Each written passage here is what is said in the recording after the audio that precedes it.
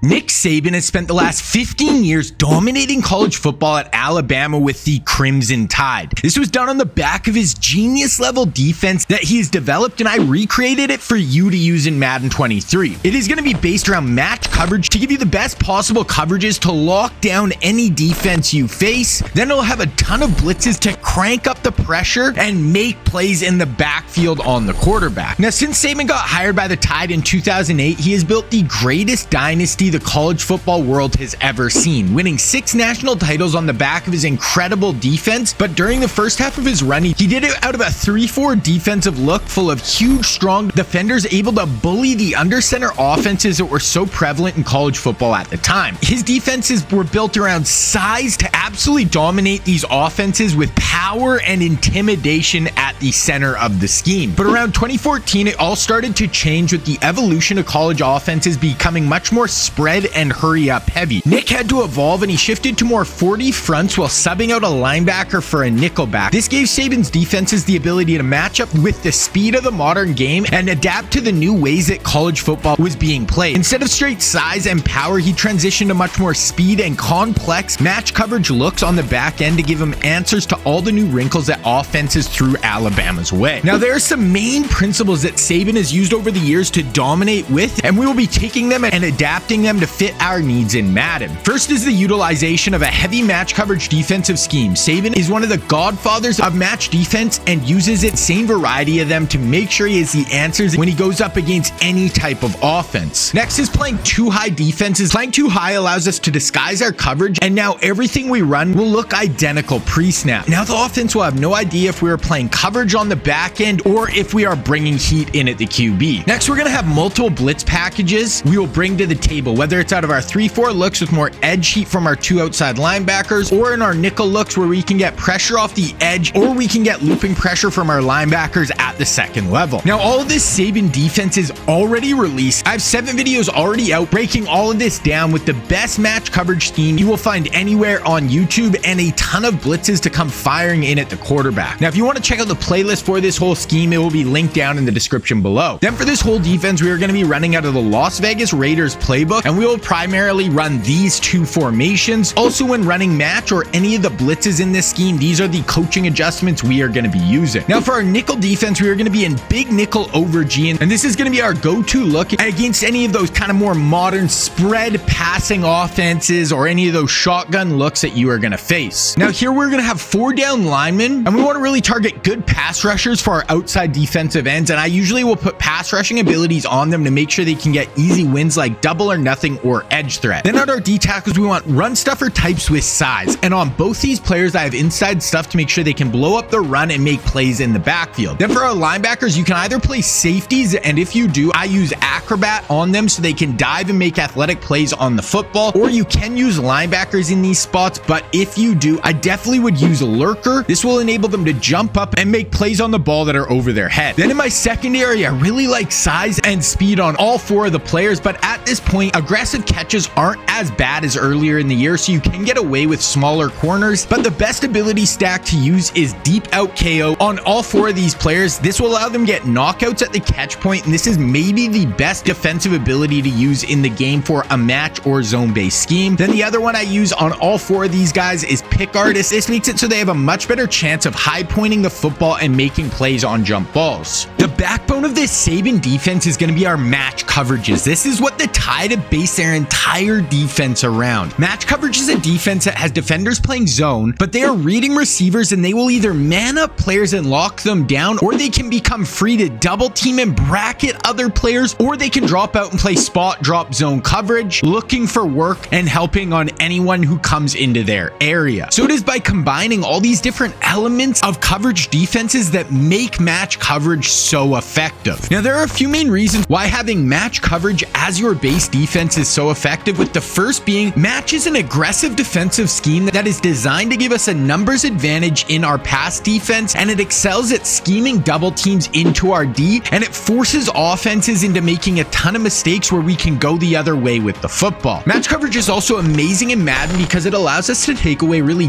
dangerous deep route combos without having to play zone drops. We can take away those deep corner routes down down the field, either by having a single match player who will match them down the field and take it away, or we can also get double teams where we'll have 2 players on these corner routes and totally wipe them out. We also get double teams on deep crossers as they go across the field, when we'll have defenders waiting to rob these routes, and this really allows us to shut down 2 of the go-to routes in Madden. Now, there are 2 main forms of match coverage that we'll be using in this defense, and they are cover 4 quarters and cover 4 palms. And for each offensive formation we come up against, we have specifically designed match coverages with adjustments and rules to limit each one. We will primarily use quarters against balanced 2x2 sets, I form under center looks, and some of the main meta formations like gun bunch and all the different tight formations that are so popular right now. Then for cover 4 palms, we will be using it primarily against 3x1 offensive sets, then also against any of the empty formations we play, then another one of the main meta looks in trips tight end.